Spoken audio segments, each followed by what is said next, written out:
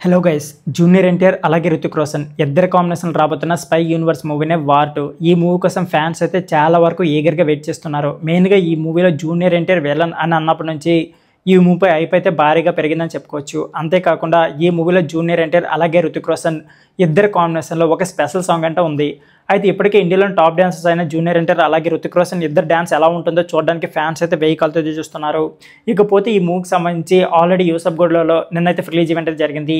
ఈ ఈవెంట్లో జూనియర్ ఎన్టీఆర్ అంతేకాకుండా రితిక్ రోషన్ ఇద్దరు కూడా వాళ్ళ హావభావాలని అంతేకాకుండా షూటింగ్లో వాళ్ళు గడిపిన టైంని వాటన్నిటి గురించి అయితే క్లారిటీగా మాట్లాడడం అయితే జరిగింది. అయితే ఈ రిలీజ్ ఈవెంట్ చూసిన తర్వాత నాకు ఇంట్రెస్టింగ్ అనిపించిన కొన్ని విషయాల గురించి అయితే మాట్లాడుకుందాం. అందులో మెయిన్గా సూర్యదేవర్ నాగవంశం చెప్పిన వ్యాఖ్యలు అయితే నాకు చాలా అంటే చాలా ఇంట్రెస్టింగ్ అనిపించింది.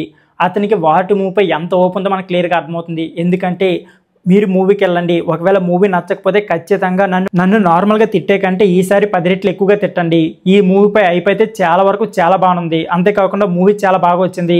నాకైతే ఈ మూవీ 100% నచ్చింది. సో మీకు కూడా నచ్చుతుంది అని కోరుకుంటున్నాను.